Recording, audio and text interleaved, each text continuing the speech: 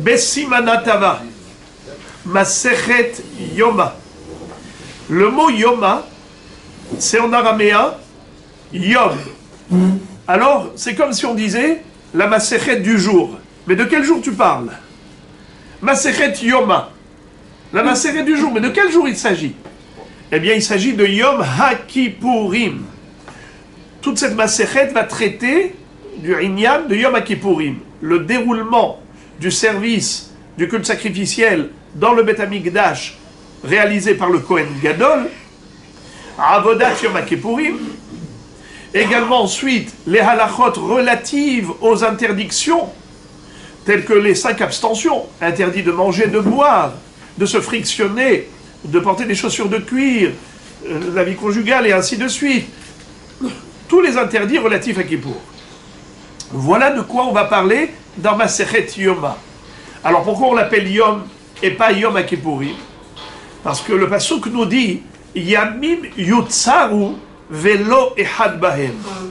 Dans toute l'année que Akadosh Baruch Hu a créé, le temps que Dieu a créé, on a 365 jours. De toute l'année, on n'a qu'un seul jour pour Akadosh Baruch Hu totalement consacré à lui. Yamim Yutzaru Velo Ehad Bahem. Sur tous ces jours-là, qu'est-ce que Akadosh Baruch Hu a pris, a prélevé dans l'année? Un jour où on est du matin au soir et du soir au matin, on est là pour lui. On est comme des anges. On ne mange pas, on ne boit pas, aucune activité physique, comme si on n'était pas de ce monde, à tel point que même le Satan n'accuse pas ce jour-là. Il dit au contraire, Dieu, tu as un peuple qui est comme des anges. C'est pour ça que Hassatan, en valeur numérique, 364. Il y a combien de jours dans l'année? 365. Il y a un jour où il n'est pas Satan, où il n'est pas Mastine, il n'accuse pas. Il ne peut pas accuser un peuple angélique. Voilà pourquoi on l'appelle Masechet Yoma, la Gemara qui traite du jour J, le jour en question, le jour qui appartient à Dieu. Alors, étant donné que, à l'époque du Beth Amikdash, ce qui était essentiel, c'était la avoda du Kohen Gadol, avodat Yom HaKippurim. C'est par cela que on allait obtenir la kapara, le jour du grand pardon. Ki bayom hazeh yechaper alechem et etrem mikol hatotechem lifnei Hashem titaharu. Et comment est-ce qu'on allait obtenir cette kapara? C'était par la avoda de Yom HaKippurim. Tout ce qui figure dans Parashat Aharemot, c'est là-bas où on a tout le procédé, toute la procédure, le protocole, tout ce que devait faire le Kohen Gadol. À un moment donné, c'était l'euphorie. Lorsque le Ishaïti est parti, l'homme préposé, pour accompagner le bouc émissaire, et il avait poussé du haut de la falaise dans le précipice, et qu'à ce moment-là, il y avait le tissu rouge qui devenait blanc. Aïe, quel simcha! Aïe, quel simcha! Im iyu hataechem kashanim, kasheleg yalbinu. Im yadimu katola, katsemerihu. On était blanchis de nos fautes. Littéralement. Le rouge devenait blanc. Rouge, symbole de sang, devenait blanc, blanche-neige. Voilà que la Mishnah commence par la avoda du Kohen Gadol. Comment est-ce qu'on se préparait à Kippour? 7 jours de préparation. Le Kohen Gadol, on le faisait sortir de chez lui et on l'invitait à s'installer dans une salle attenante au Beth Amikdash qui s'appelait Lishkat Parhedrin ou Lishkat Palhedrin. C'est un mot d'origine grecque qui veut dire les intendants. Comme la Gemara plus tard va nous expliquer c'est quoi ce nom-là. Au début, ça s'appelait Lishkat Balvati, la pièce des nobles, de la noblesse, des ministres. Parce que, en effet, les Kohanim Gedolim de l'époque, ça c'était des tzadikim. Comme Shimon HaTzadik, pendant 40 ans, il était Kohen Gadol. Mais après, malheureusement, avec le déclin spirituel, même les Kohanim Gedolim, c'était des Kohanim qui n'étaient pas érudits en Torah ou tzadikim, ils achetaient auprès de l'autorité, auprès du royaume, ils payaient cher pour avoir cette médaille, ce diplôme Kohen Gadol. Ils étaient comme ça surgradés, mais ils n'étaient pas de ce niveau. C'est la raison pour laquelle, malheureusement, ils ne faisaient pas long feu. Il n'y en avait pas un qui allait officier pendant 2 Yom Kippourim. Un seul Kippour, et durant l'année, Chlet. Le prochain, le suivant, il allait retirer cette lishka et reconstruire la sienne. Lishkat par Hedrin, comme des intendants préposés qui, chacun à tour de rôle, va remplir sa fonction. Et après, on le change, on le vire, on installe quelqu'un d'autre. C'est comme ça qu'on a appelé au début Lishkat Balvati et après Lishkat par Hedrin. Parce que, à l'époque du deuxième temple, il y a eu des centaines de Kohanim qui sont passés un après l'autre parce qu'ils ne pouvaient pas résister plus d'1 an. Malheureusement, ils mouraient.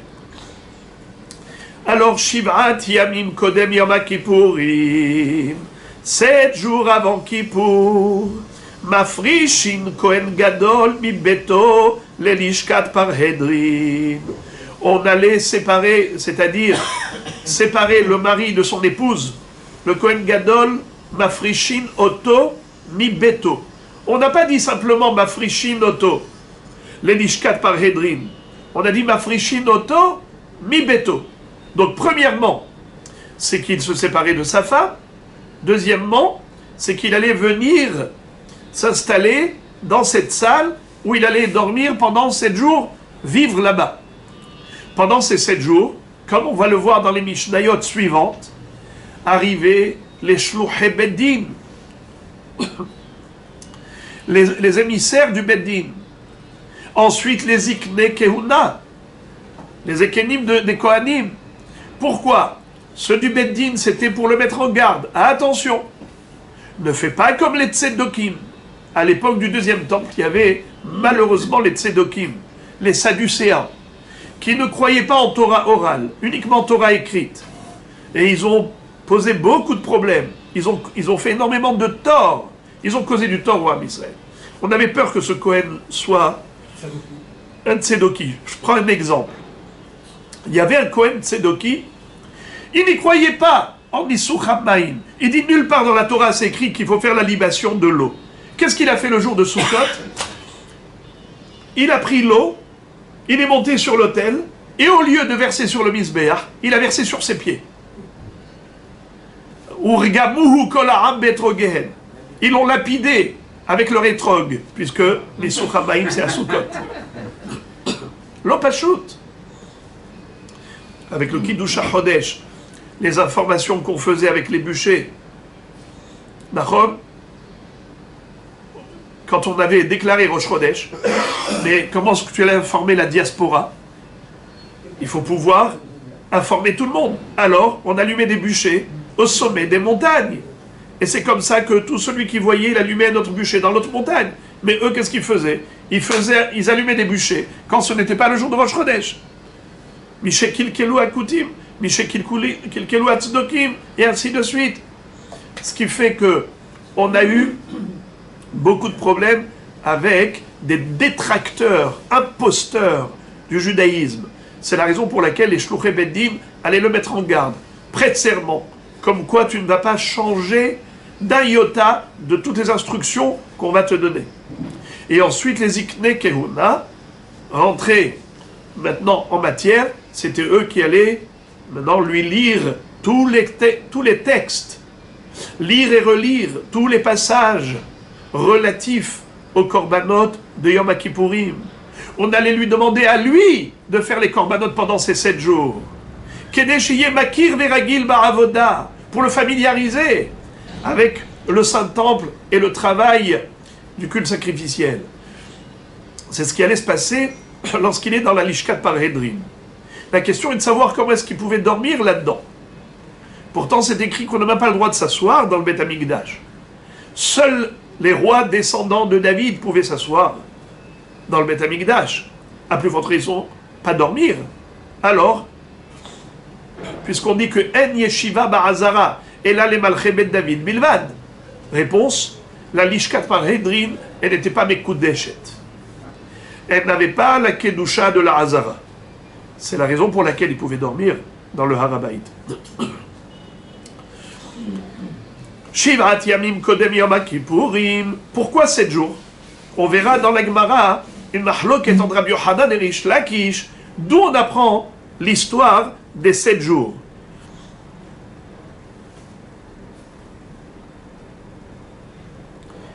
Mafrishin Kohen Gadol mi Betol et Lishkat Paredri. Umatkinin lo Kohen Acher Tahtav. Et ensuite, deuxième préparation, c'est qu'on prenait les devants, des précautions.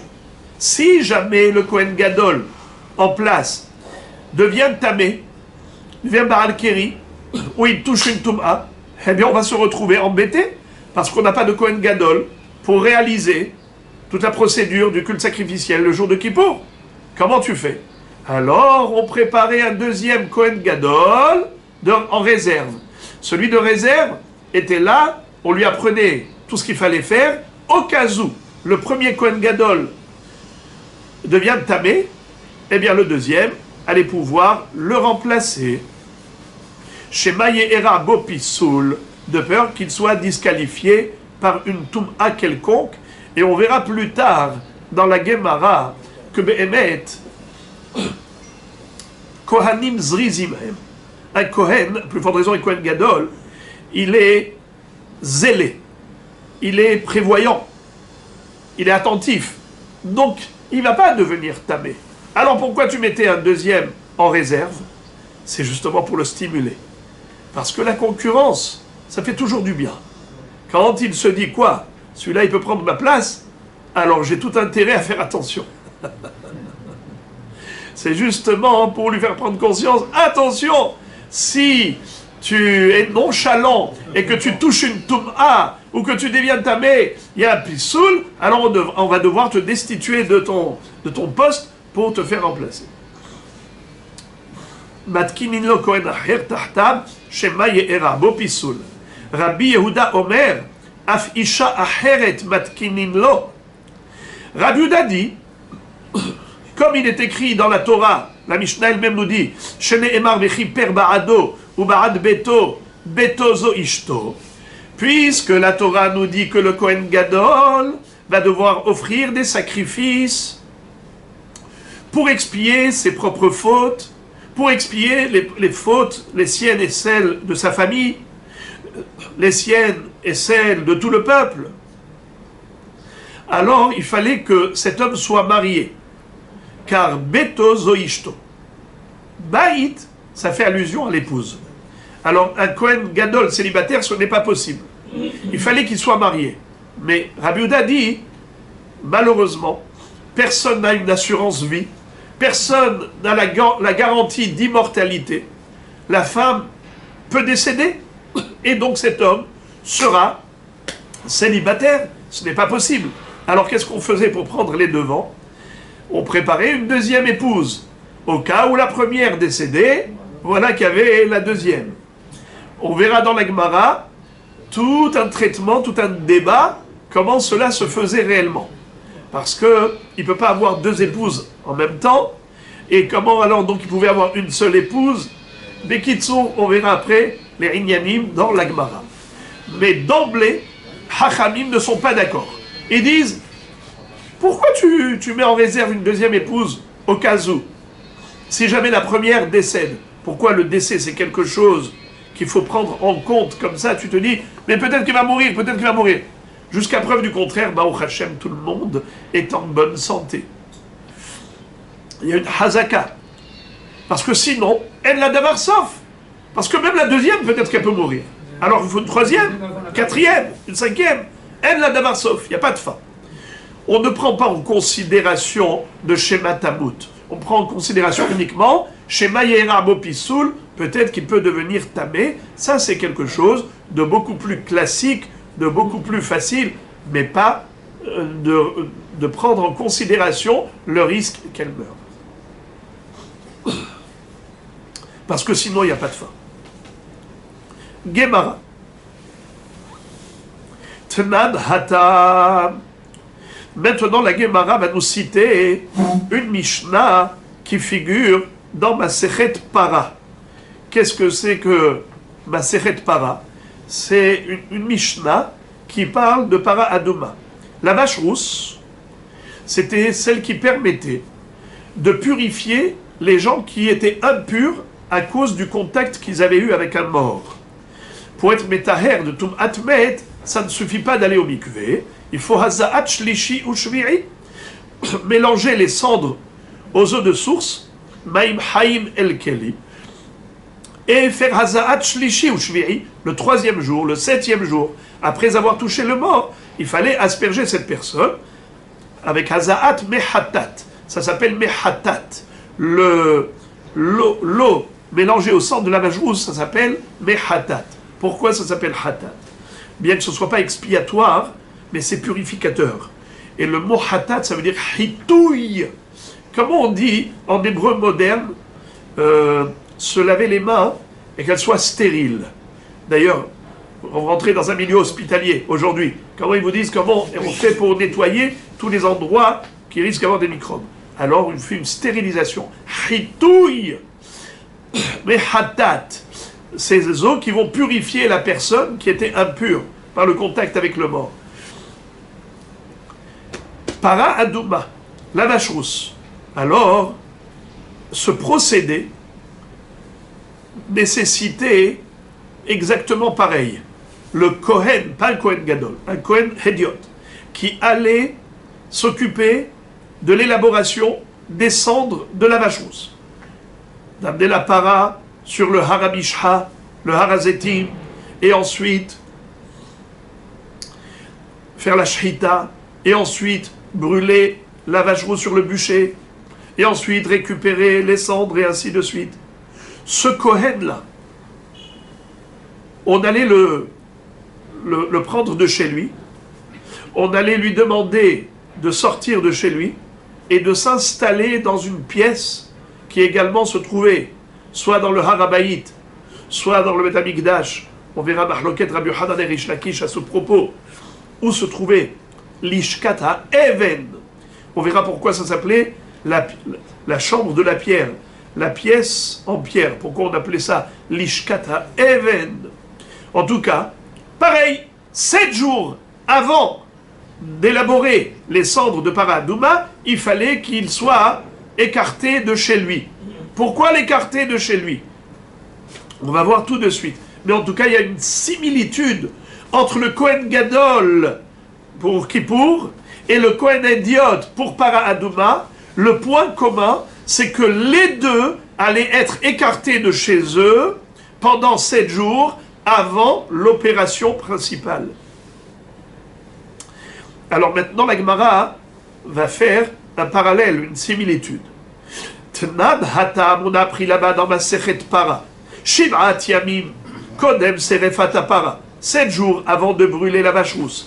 Hayum Afrishim Kohen, Hasoref et Para, Mi Beto Lalishka, She'al Pene Habira, Tsafona Mizraha. On allait écarter le Kohen qui allait brûler la para, le faire sortir de chez lui, pour l'installer dans une pièce qui était al pene habira, devant la bira.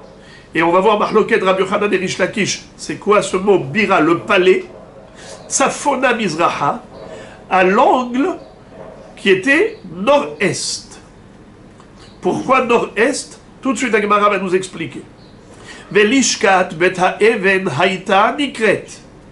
Et ça s'appelait la pièce de la maison de Pierre.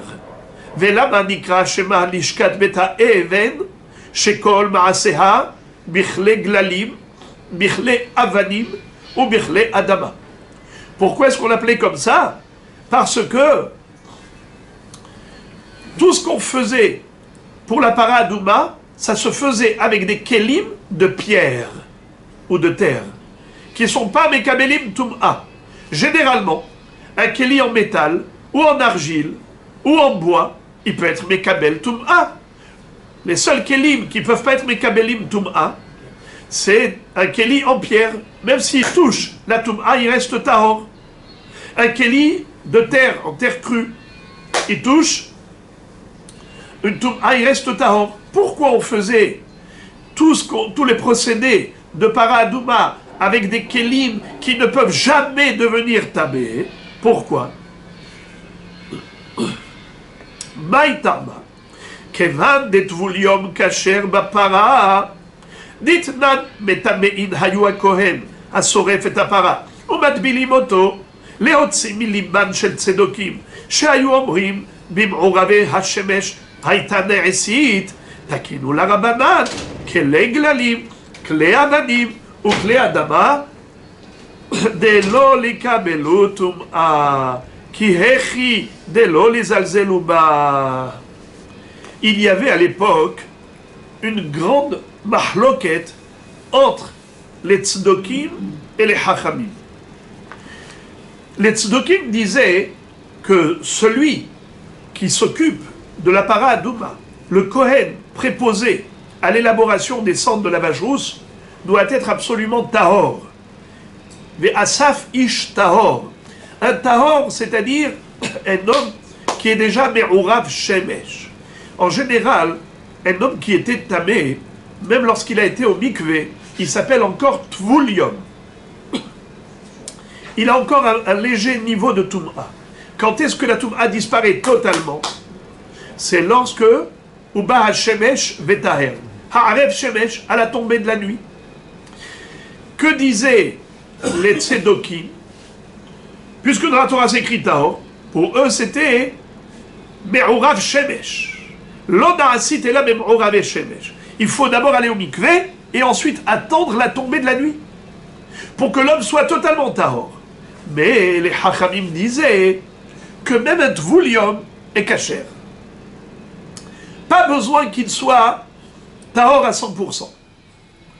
Alors, figurez-vous que les hachamim, pour démontrer qu'on n'est pas d'accord avec les tzedokim, ils prenaient un homme Kohen, ils le rendaient tamé, ils l'envoyaient au mikvé, et le jour même, avant la tombée de la nuit, ils lui disaient « Maintenant, on va t'occuper de la paradouma ».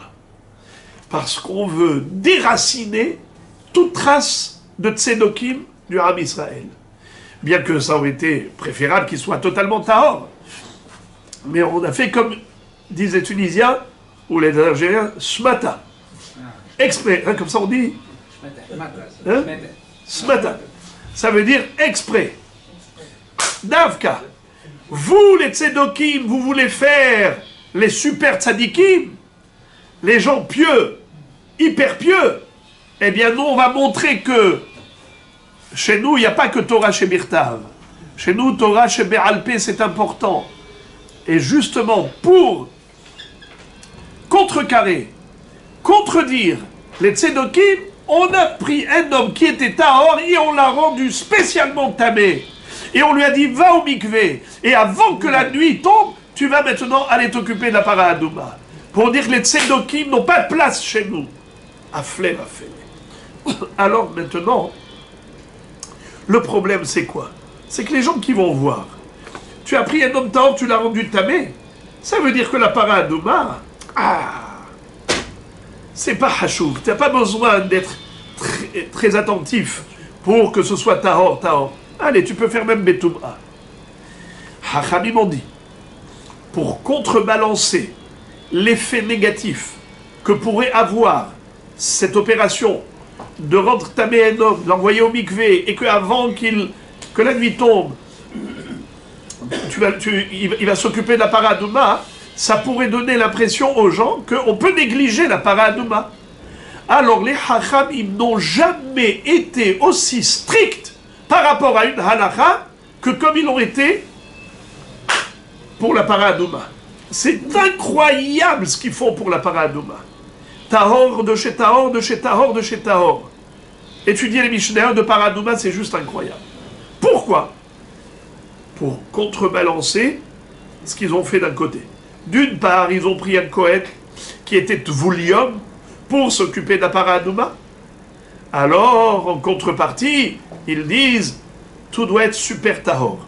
alors même les kelim, dans lesquels on va mettre l'eau, le keli doit être un keli pas seulement tahor, mais un keli qui ne peut jamais devenir tamé. Un keli en pierre.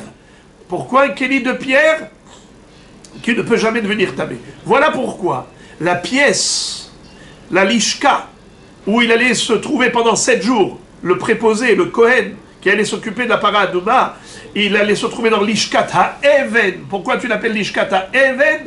Parce que kol ma'aseha mikle avanim. Tout ce que tu vas faire pour la paradouma, c'est avec des kelim de pierre. Qui hechi delo les alzeluba, pour pas que les gens négligent la paradouma. Maïshnat safona mizraha. La Gemara pose la question, elle dit, pourquoi tu as précisé que la pièce qui s'appelait l'ishkat beta even se situait au nord-est? Qu'est-ce qu'on a besoin de cette précision? Et si elle était au sud-est, pourquoi Tsafona Mizraha? Alors regardez la beauté. Je vous le dis oralement et après dans le texte. C'est que on a voulu associer deux halachot. La halacha de Tsafon et la halacha de Mizrah. C'est quoi? On sait que un korban hatat devait être shhité dans le Tsafon. Où est-ce qu'on faisait la shhita de tous les Kodesh Kadashim? Tsafon.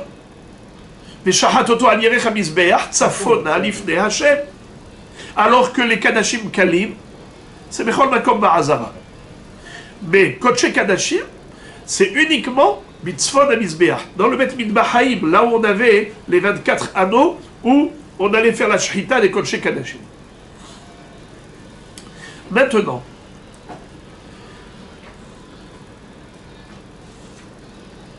la paradouma, je vous l'ai déjà dit qu'elle s'appelle Hatat. La Torah lui a donné cette appellation. C'est pas un vrai korban Hatat. C'est pas un korban du tout. Ce n'est pas shrité dans le Bet Hamikdash. C'est pas sacrifié sur l'autel. C'est brûlé sur le Har Hamishha. Mais étant donné que la Torah l'a appelé Hatat, alors la pièce, la lishka, qu'on allait attribuer au préposé de paradouma, ça allait être Batsafon. Tsafona. Pour nous rappeler la notion de Hatat qui figure dans paradouma. Et puisque Korban Hatat était shrité Batsafon, alors voilà pourquoi il fallait que la pièce soit Batsafon. Mais pourquoi à l'angle Tsafon Mizrah, nord-est? Parce qu'il y a aussi une notion de l'est. C'est quoi l'est? C'est lorsque le préposé de la paradouma devait faire les 7 hazaot avec le sang de la paradouma, de là où il était, il voyait l'entrée du Beth Hamikdash. L'entrée du Beth Hamikdash, elle est où? Au Mizrah, à l'est. Tu rentres dans le Beth Hamikdash, tu montes sur le Harabaï, tu rentres dans le Beth Hamikdash, tu traverses la Ezrat Nashim, ensuite Ezrat Israël, Ezrat Kohanim, après tu arrives à l'endroit où se trouve le Mizbeach, après tu arrives au Oulam, le Hecha, le Kodesh HaKodashim, mais c'est par le Mizrah que tu rentres. Et étant donné que Vehiza El Pene, El Nochach, Pene O El Moed, il devait asperger le sang de la paradouma depuis le Harazetim jusqu'à, c'est-à-dire, pas jusqu'à, en regardant le Petah Haïchal en face du Petah du Beth Hamikdash qui était à l'est, pour rappeler cette notion, alors il fallait que la lishka, la pièce, elle soit construite à l'angle nord-est, pour que le Kohen préposé, il pense à ces deux choses. Il pense que paradouma, c'est comme un hatat chez Batsafon, et il pense aussi que l'aspersion du sang de la paradouma doit se faire en face du Mizrah, en face de l'entrée du Beth Hamikdash qui est à l'est. Alors on va lire dans les mots. Maïshna tsafona Mizraha. Pourquoi a-t-on choisi le nord-est? Kevan de hatat hi, ve hatat te'una tsafon. Puisque la paradouma s'appelle hatat, et hatat doit être shechité au nord. Uktivba el nochach petach o el moed. Il est écrit qu'il faut asperger le sang en face de l'entrée du Ohel Moed, du Mishkan. Takinula Rabanad, Lishkat Safona Mizraha. Alors les Chachamim ont institué que la pièce en question, la Lishkat Beta Even, soit construite dans l'angle nord-est, qui est Chidelehvelehekera, pour qu'ils puissent avoir ce repère. Maïbira, on avait dit que l'Ishkata Even, elle était construite où? Alpene Abira, en face de la Bira, du palais. Maïbira, Amar Abba Amar Hana, Amar Rabbi Yochanan, Makom Aya Behar Abayit ou Bira Shemo. Rabbi Yochanan dit, il y avait un endroit sur le mont du temple qui s'appelait Bira. Alors il fallait construire le Lishkat Beta Even pour la Paraduma. Le Kohen, il allait dormir là-bas, dans cette Lishka qui est en face de l'endroit qui s'appelle Bira. C'est juste un repère. Verish Lakish Amar, Kol Amigdash Kulo Karoui Bira. Rish Lakish dit, tout le Bet Amigdash s'appelle palais. Shen Emar, Habira Sherachinoti. Lorsque David Ameler a prié pour que son fils Shelomo, qui allait lui succéder, puisse réussir dans sa mission et qu'il puisse construire le Bet Amikdash que lui, David, avait préparé.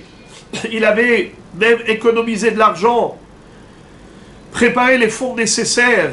Alors il a dit, Habira Sherachinoti, le palais que j'ai préparé pour Hachem. Voilà pourquoi ça s'appelle Bira, le palais. Et la Gemara maintenant va poser la question. Menahanemile, d'où apprend-on cela? Quoi cela? On vient d'apprendre deux choses. Une halakha dans la Mishnah qui nous dit que le Kohen Gadol, 7 jours avant Kippour, il devait être écarté, séparé de chez lui pour se retrouver dans l'Ishkat Palhedrin. La Gemara nous a cité une Mishnah dans la Seret Para qui nous dit que c'était également la même halakha concernant la préparation de Paraduma. Le Kohen préposé devait être séparé, écarté de chez lui pendant 7 jours avant d'élaborer la Paraduma. Question, d'où on connaît ces deux halakhot? D'où tu sais ça? Est-ce que c'est écrit dans la Torah? Amar Rabbi Maniomi bar Hilkiya, Amar Rabbi Mahasya bar Idi, Amar Rabbi Yochanan, Amar Kra. On l'apprend du pasuk suivant. Kasher asa bayom hazeh, tziva Hashem la'asot lechaper alechem. La'asot elu ma'aseh para, lechaper elu ma'aseh yom kippourim. Qu'est-ce que ça veut dire? Rabbi Yochanan nous dit qu'en réalité, ces deux halachot, Yom Kippourim et Paraduma, on retrouve leur source dans le Shiv'at Yemei HaMiluim. Comme par hasard, c'est ce qu'on a étudié hier. Parashat Shemini. On a lu dans la Torah Parashat Shemini. Vayhi Bayom HaShemini. Quand on dit le 8e jour par rapport à quoi? Par rapport à 7 jours. C'est quoi ces 7 jours? Shiv'at Yemei HaMiluim. Les 7 jours de rodage.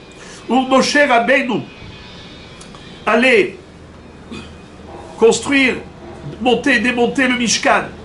Moshe Rabbeinu, il allait lui-même faire office de Kohen Gadol, offrir tous les korbanot pendant les 7 jours de rodage. Mais Aaron à Kohen et ses enfants n'étaient pas encore Kohen. Ça veut dire, ils n'ont pas encore rempli cette fonction. Quand est-ce que, désormais, on aura des Kohanim dans le Bet Amikdash? C'est depuis Rosh Chodesh Nissan, qui était Yom HaShemini, Vayhi Bayom HaShemini, Shemini la Miluim. Donc tu vois que 7 jours de Miluim. Et à ce moment-là, Aaron et ses enfants ont été séparés de leur épouse, retirés, écartés de leur tente. Ils devaient rester à côté du Ohel Moed pour la Prisha. Prisha, séparation. Alors le din de Prisha, de séparation, on l'applique pas seulement au Shiv'at Yemei HaMiluim pour le Mishkan, la construction et l'inauguration du Mishkan dans le désert. Cette même halakha va être appliquée tous les ans Dans le Beth Amikdash, par rapport à Yom Kippour, le Kohen Gadol devait être séparé de chez lui, de son foyer. Et également le préposé, le Kohen qui devait élaborer les cendres de lavage rousse, devait être séparé de son foyer 7 jours avant. Et où est-ce qu'on retrouve l'allusion? Alors regardez le pasouk. Ka'asher asa bayom hazeh tziva Hashem la'asot lechaper alechem. Où figure ce pasouk, les amis? Regardez, vous l'avez à droite, dans la colonne de droite. Ka'asher asa bayom hazeh tziva Hashem la'asot lechaper alechem. On parle ici de quoi? Shivat yeme hamiluim. Les 7 jours de rodage avant la construction du Mishkan. Alors écoutez ça. Il leur dit, Moshe Rabbeinu, à Aaron, à Kohen et ses enfants, de la même façon que Akadosh Baruch Hu vous a ordonné de faire ça, Bayom Hazeh, ainsi vous devrez faire pour l'expiation des fautes. La Asot, lechaper alechem. Répétons, Kasher Asa Bayom Hazeh, Tziva Hashem la Asot, lechaper alechem. C'est quoi la Asot? Et c'est quoi les Chaper Alechem? Écoutez la Gemara. La Asot, Elu Maase Para. Les Chaper, Elu Maase Yom Kippourim. Ces deux mots font allusion à deux notions. La Asot, c'est quoi faire? Faire les cendres de lavage rousse. La shrita, brûler et ramasser, récolter les cendres et ainsi de suite. C'est ça la asot. La asot, c'est Maaseh Para. Et les chaper, ça fait allusion à quel jour? Yom Kippourim. C'est la asot. La asot et Maaseh Para, les chaper et Maaseh Yom Kippourim. Alors on a compris que de la même façon que pendant les Shivat Yemei HaMiluim, Aaron Cohen et ses enfants étaient séparés de leur foyer, ainsi pour la Paradouma, ainsi pour le Yom Kippour, il faut séparer le Kohen 7 jours de son foyer. La Gemara s'étonne. Elle dit Bishlama kulekra be paralomitukam lechaper ktiv ou paral lavbat kaparahi elaima kulekra be Yom Kippourim ktiv. La Gemara dit pourquoi tu ne dirais pas que l'allusion qu'on a trouvée dans ce pasouk, Tziva Hashem la Asot lechaper alechem, peut-être que ça ne parle pas de deux notions, de Paradouma et Kippour. Peut-être que ça parle que de Kippour, les chaper. Je ne peux pas dire que ça ne parle que de para, parce que les chaper, c'est une expiation des fautes. La Paradouma, ce n'est pas une expiation des fautes. La Paradouma, c'est une purification pour un homme qui a touché un mort. Donc c'est sûr qu'on ne peut pas se tromper. On ne peut pas appliquer ce pasouk à la Paradouma toute seule. Mais je peux te poser la question inverse. Pourquoi n'appliquerait-on pas ce pasouk exclusivement à Yom Kippourim, puisqu'il y a écrit les chaper? Réponse, Amré, Yalif, Tziva, Tziva. Parce qu'on a une Xerashava. Il y a un mot commun aux deux thèmes. Ktiv achat Tziva Hashem la'asot. Ou Ktivatam, Zot Hukat Torah, Asher Tziva Hashem lemor. D'où tu sais qu'on parle de Paradouma? La'asot, Paradouma. Boker Tov. La'asot lechaper alechem, ça peut parler de Kippour. Pourquoi tu me parles de Paradouma? D'où tu as tiré cette Paradouma? Il dit, c'est pas ça. Gezerah Shava. Vous savez c'est quoi une Gezerah Shava? C'est une analogie, une comparaison qu'on fait entre deux sujets quand on a des mots communs. C'est pas quelque chose qu'on invente. On l'a reçu de son maître, qu'il a reçu de son maître jusqu'à Moshe Rabbeinu. En Adam dan Gezerah Shava meratzmo, il a ken kibla merabo, ad Moshe misinaï. Alors, la Torah écrit le verbe tziva à propos de Paradouma. Elle a écrit tziva à propos de Shivat Yemei HaMiluim. Pour nous dire que de la même façon que pour les Shivat Yemei HaMiluim, il fallait séparer le Kohen de son foyer, ainsi pour la Paradouma, il faut séparer le Kohen de son foyer. Et où est-ce qu'on voit le mot tziva à propos de Paradouma? Zot Hukat Torah, Asher Tziva Asher lemor. Dans Parashat Hukat, Malehalan Para, Afkan Para, Umakan Prisha, Aflehalan Prisha. De la même façon que là-bas, il fallait séparer et écarter le Kohen, Aaron HaKohen et ses enfants de leur foyer. Ainsi, pour la paradouma, il faut séparer le Kohen de son foyer. La Gemara pose la question, elle dit Ve'ima tziva tziva de Yom HaKippurim, dirti vaya'as kasher tziva Hashem et Moshe. Mais je peux te dire que ce tziva-là, c'est vrai que Moshe Rabbeinu, quand il nous a donné la Gzera Shava, il nous a dit le mot tziva, il sert à la Gzera Shava, mais il ne te donne pas l'adresse. Moshe Rabbeinu, il te dit voilà les mots qu'il faut utiliser pour la Gzera Shava. Mais après, à toi de chercher les mots dans la Torah. Maintenant, tu as trouvé tziva dans Paradouma, tu l'as mis en connexion avec tziva de Shivrat Yemei HaMiloim. Mais peut-être que non. Peut-être que c'est le tziva qui figure dans Yom HaKippurim qu'il faut mettre en connexion avec Yemei HaMiloim et pas Paradouma. La question revient à la case départ. Malgré la Gzera Shava, je peux te dire que la Gzera Shava, elle est applicable que à Kippour et pas à Paradouma. Entre parenthèses, Tosfot pose une question ici très forte, qui saute à l'œil. Ils disent, mais j'ai pas besoin d'Axera Shava pour Kippour, puisqu'il y a déjà écrit les Chaper. Donc c'est déjà écrit Yom HaKippourim. Qu'est-ce que j'ai besoin de Tziva, Xera Shava, Tziva, Tziva, pour me dire que il faut être mafriche le Kohen Gadol 7 jours avant, comme Shivat Yemei HaMiloim. Mais ça, on l'a déjà déduit du mot les Chaper. Tosfot répondent longuement. On ne va pas s'attarder là-dessus, mais sachez que la question est traitée par Tosfot. Je répète, la première ligne de la page. Veima tziva tziva de Yom HaKippurim, dirtiv, vayaras ka'asher tziva Hashem et Moshe. Où est-ce qu'on retrouve ce pasouk? Vayaras ka'asher tziva Hashem et Moshe. Aaron a fait comme Moshe Rabbeinu lui a demandé. Où est-ce qu'on retrouve ce pasouk? Dans Parashat HaHaremot. À propos de quoi? À propos de Yom HaKippurim. Le jour de Kippour, Aaron HaKohen a fait exactement comme Moshe Rabbeinu l'a instruit au nom d'Hachem. Alors tu vois qu'il y a ici le mot tziva. Réponse. Danin tziva delifne asiya. Mitziva de l'ifne asiya. Ve'en danim tziva de la harasiya. Mitziva de l'ifne asiya. Qu'est-ce que ça veut dire? Le mot tziva, certes, il figure dans les trois sujets. Dans Yemei HaMiloim, dans Paradouma et de Yom HaKippourim. C'était quoi ta question? Ta question c'était, pourquoi tu as mis en connexion le tziva de Paradouma avec le tziva de Yemei HaMiloim? Peut-être qu'il faut mettre en connexion plutôt le tziva de Kippour et pas de Paradouma. Réponse, la différence entre Kippour, entre le tziva de Kippour et le tziva de Paradouma, c'est que tziva de Kippour, c'est une histoire qu'on nous raconte. Aaron a fait comme Hachem a ordonné à Moshe. Yaras Aaron kasher tziva Hachem et Moshe. C'est une histoire. Le mot tziva ici, il est là après la Asiya. Post-culte sacrificiel.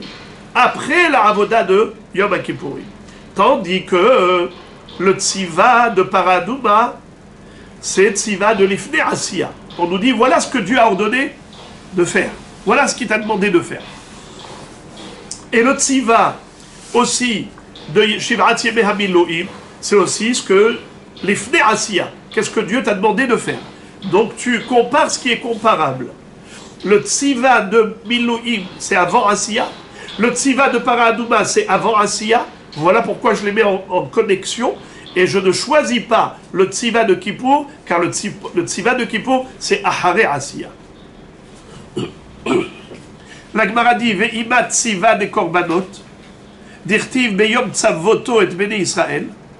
Si déjà tu veux trouver un tziva dans la Torah, avant la Asiya, je t'en trouve un autre. Pourquoi tu as choisi Paradouma? Je retrouve le mot tziva, même à propos des korbanot. Regardez le premier hachi de la page. Ve'imat tzava'a des korbanot, le hatzrich kol kohen ha'oved bamikdash, Prisha les korbanot tzibur. C'est-à-dire, vous savez que les Kohanim, quand ils rentraient dans le Beth Amikdash, c'était très ordonné, il y avait un protocole. On avait 24 mishmarot, chaque mishmara allait officier pendant une semaine, chaque mishmar était constitué de 6 familles, chaque famille s'appelle Beth Av, qui allait officier pendant un jour de la semaine.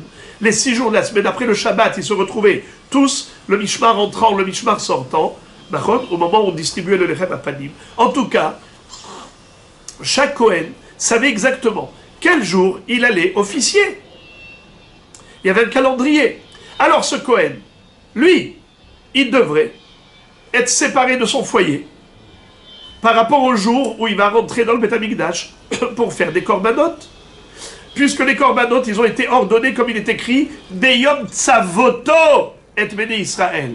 Donc tu vois le verbe, les Tzavot, qui fait allusion à Tziva. Alors pourquoi tu ne dirais pas que chaque Kohen, avant de rentrer dans le Beth Amikdash, pour remplir sa fonction de Kohen, pour les korbanot, qu'il aille 7 jours en isolement, la malo, tu peux dire Tziva Tzavoto, c'est la même chose.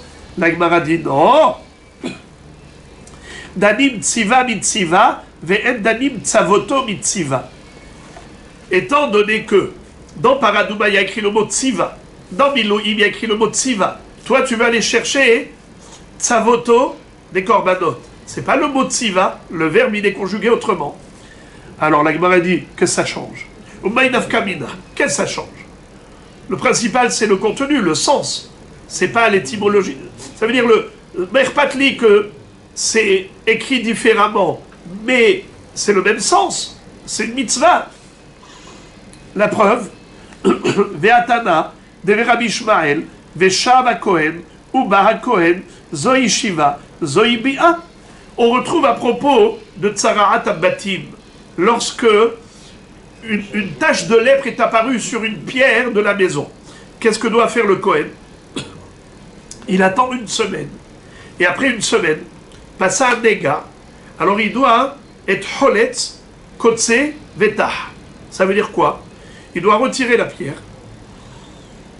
Choletz, vechilletz utavanim. Kotse, ça veut dire il doit éplucher et retirer tout le ciment qui est autour de la pierre. Ensuite, il met une autre pierre. Et il étah, ça veut dire il colmate, il met du ciment à la place du ciment nouveau pour introduire la nouvelle pierre. Et il attend encore une semaine et il revient. Si Aouda, ça n'a pas bougé, il refait encore une fois. Et après, ça y est. Une fois c'est écrit Uba Kohen, après c'est écrit Veshav Kohen. Zoi Shiva, Zoi Bi'a. De la même façon que Uba Kohen, Choletz, il retire la pierre. Kotse, Vetah. Ainsi la deuxième fois, Choletz, Kotse, Vetah. Comment tu as fait cette Gzera Shava? Parce qu'il y a écrit Uba Kohen, Veshav Kohen. Alors tu fais Gzera Shava. Mais c'est pas les mêmes mots. Comment tu as dit Zoi Shiva, Zoi Bi'a? Il revient, il est venu, il est revenu. Il est venu, il est revenu. Mais c'est pas les mêmes mots. Ici c'est le verbe Uba, ici c'est le verbe Veshav. Tu vois que tu t'accroches pas au pied de la lettre. Tu vois que c'est pas important l'expression verbale. Le principal, c'est le contenu, le sens du sujet. Alors pourquoi tu me dis que on fait pas de Gzera Shava, Tzavoto et Tziva? Parce que Tzavoto, c'est Tzavoto, et Tziva, c'est Tziva. Basé. Mais Tzavoto, c'est le même verbe, conjugué différemment. Réponse.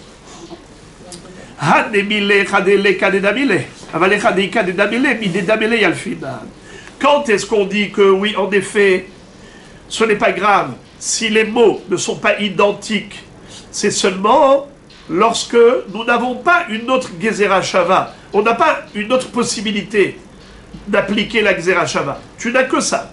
Alors là, tu dis, ce n'est pas grave. La forme, le principal, c'est le fond. Tandis que lorsque tu as le choix entre deux, tu as le mot Tziva d'un côté, dans Milouim. Tu as le mot Tziva dans Para Adouma. Tu as le mot Tzavoto dans Korbanot. Qu'est-ce que tu vas choisir?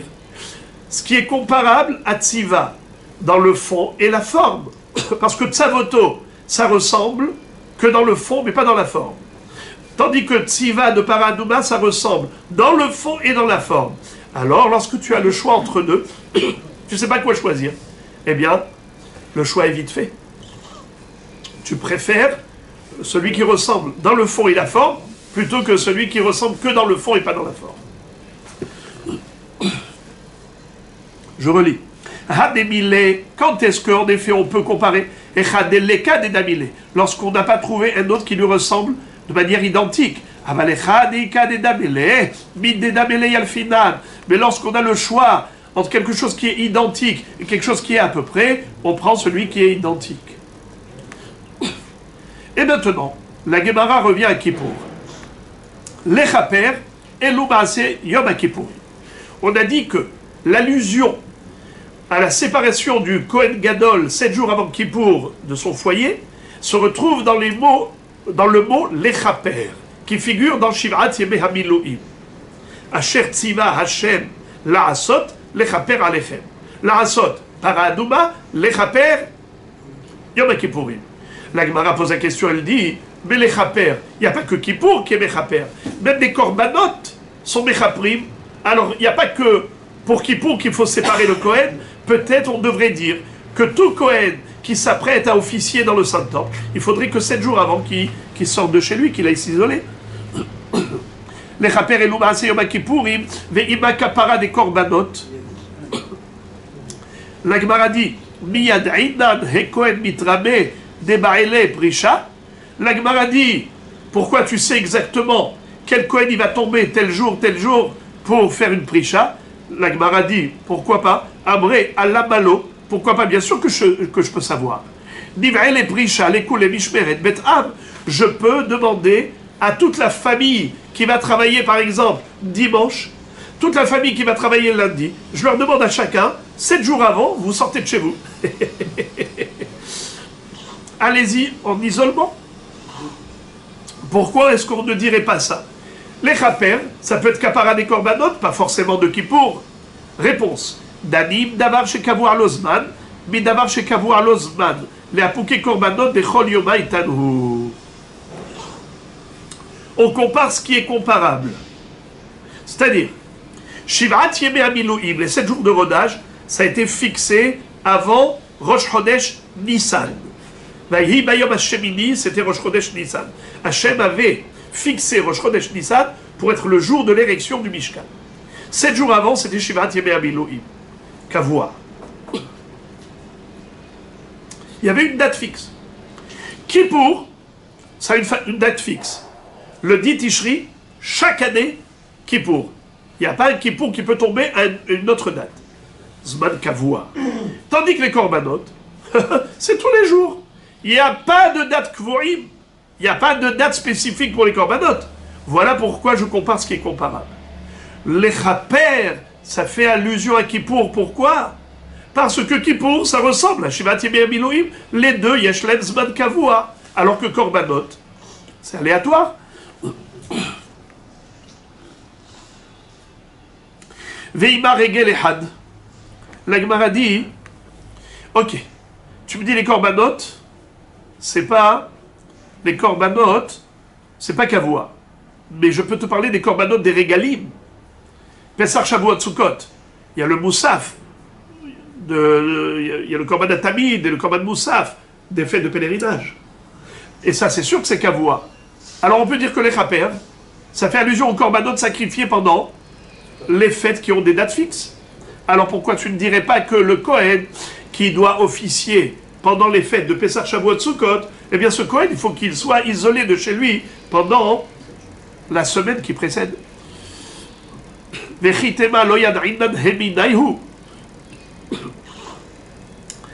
tu vas me dire, on ne sait pas exactement de quelle règle il s'agit, la Gemara dit Ihaga Matzot, Ho'ilu Patarbo, Akatuv Tehila.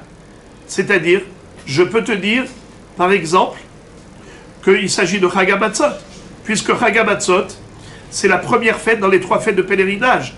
À chaque fois, la Torah, quand elle parle des fêtes, elle commence par Pesach. Regardez Rashi. Chag HaMatzot, Klomar.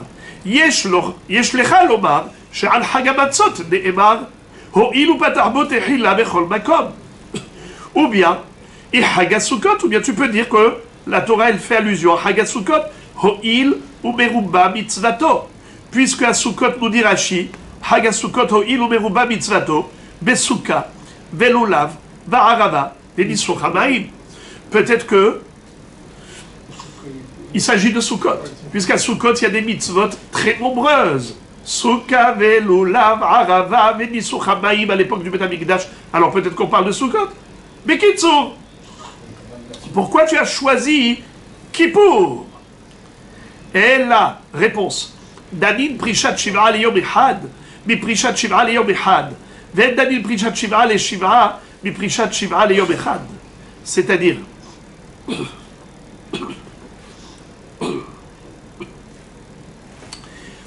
comment ça s'est passé à l'époque du Mishkan? Les 7 jours de rodage. C'était avant quand?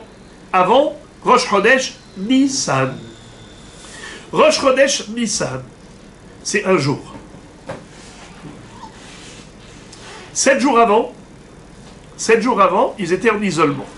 Ça s'appelle Prishat Shiv'a Leyom Echad. Ils ont été intronisés. Aaron, à Cohen et ses enfants, lui en tant que Cohen Gadol, ses enfants en tant que Cohen Idiot, ils ont été intronisés. Quand? Rosh Chodesh Nissan. Combien de jours ils ont dû s'isoler? 7 jours avant. Shiv'at Yemei Amiloim. Ça s'appelle Prishat Shiv'a Leyom Echad. Pareil pour Kippour. Prishat Shiv'a Leyom Echad. Mais toi, qu'est-ce que tu me proposes? De faire 7 jours avant Sukkot, 7 jours avant Pessah. Combien de temps c'est Pessah? 7. Combien de temps c'est Sukkot? 7. Parce que 8 c'est Shmini Atzeret.